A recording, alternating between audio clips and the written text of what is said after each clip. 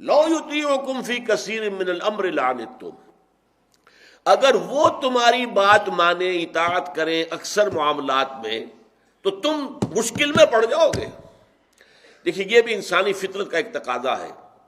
ہر صاحب الرائے شخص یہ سمجھتا ہے میری رائے پر عمل ہونا چاہیے، وہ دیانتاً یہ سمجھتا ہے کہ میری رائے صحیح ہے، بہتر ہے، یہ حالات سے زیادہ مطابقت رکھنے والی ہے، اس میں مصلحت کے پہلو زیادہ ہیں۔ تو گویا کہ پھر اصرار کرنا، حضور کے سامنے بات کرتے ہوئے اپنی بات پر اصرار کرنا، چاہنا کہ حضور آپ کی بات مان لیں، یہ بھی اصل میں سوء ادب ہے محمد الرسول اللہ صلی اللہ علیہ وسلم کی شان میں۔ بجائے اپنی رائے آپ پر ٹھوسنے کے اور بجائے اس کے کہ آپ یہ چاہیں کہ حضور آپ کی بات مانیں، آپ کو یہ دیکھنا چاہیے کہ حضور کا منشا کیا ہے، حضور کیا چاہتے ہیں، حضور اپنے طور پر آپ کا فیصلہ کیا ہے۔ چنانچہ اس کا واقعہ ہوا ہے، غزوہ احد کے موقع پر کیا ہوا تھا؟ حضور کی اپنی منشا یہ تھی کہ مدینے کے اندر محصور ہو کر دفاع کیا جائے، لیکن یہ کہ جب آپ نے مشورہ کیا مسلمانوں سے تو بہت سے لوگ تھے کہ جنہوں نے کہا نہیں جی اب تو کھلے میدان میں جا کے جنگ کریں گے۔ اچھا، ان میں وہ لوگ بھی تھے جو بدر میں نہیں گئے تھے، بدر میں اعلان جنگ کے ساتھ تو کوئی معاملہ تھا ہی نہیں، مدینے سے جب روانہ ہوئے تو خیال تھا ہی نہیں کہ جنگ ہونی ہے، وہ تو خیال یہ تھا کہ وہ جو قافلہ گیا تھا شام کی طرف واپس آ رہا ہے ابو سفیان کی سرکردگی میں، اس پر حملہ کرنا ہے، لہذا وہ کوئی نفیر عام نہیں تھی، کوئی یہ نہیں تھا کہ چلو سب چلو، بلکہ جتنے لوگ بھی تھے وہ ساتھ ہو رہی ہے، لوگوں نے اپنے ہتھیار بھی ساتھ نہیں لیے تھے۔ تو بدر میں جانے سے بہت سے لوگ رہ گئے، پھر یہ کہ بہت سے لوگ وہ تھے جو بدر کے بعد ایمان لائے تھے۔ اب وہ جو جوشیلا پن ہوتا ہے کہ جی ہمیں تو شہادت ہے مطلوب و مقصود مومن، نہ مال غنیمت نہ کشور کشائی، ہمیں فتح شکست سے کیا تعلق ہے، ہمیں تو شہادت چاہیے۔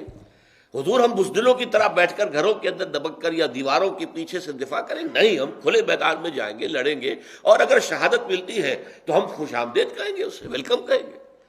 تو حضور نے جب جوش و خروش دیکھا اپنے نوجوان ساتھیوں کا خاص طور پر، تو آپ نے فیصلہ کر دیا ٹھیک ہے باہر چلیں گے، جنگ ہوگی۔ پھر آپ جب اپنے حجرے میں گئے تو آپ وہاں سے ہتھیار لگا کر زرہ پہن کر برآمد ہوئے۔ اس پر لوگوں نے ٹھٹک گئے کہ واقعی کو مسئلہ زیادہ ٹیڑھا ہونے والا ہے، حضور کو اللہ کی طرف سے وحی کے ذریعے سے معلوم ہوگا کہ اس کی کیا نتائج نکلنے والے ہیں، لیکن جو نتیجہ نکلا وہ آپ کو معلوم۔ اس اعتبار سے چونکہ اس پر اتفاق ہے، یہ سوء اتفاق کہیے اس کو، ہم حسن اتفاق تو نہیں کہیں گے، کہ اس موقع پر عبداللہ ابن ابی جو رئیس المنافقین تھا اس کی رائے بھی یہی تھی جو حضور کی تھی۔ اچھا، وہ بزدلی کی وجہ سے کہہ رہا تھا، حضور صلی اللہ علیہ وسلم کسی حکمت عملی کے تحت کہہ رہے تھے، لیکن اتفاق سے رائے مل گئی تھی۔ اس حوالے سے پھر 300 آدمی لے کر عبداللہ ابن ابی واپس آ گیا،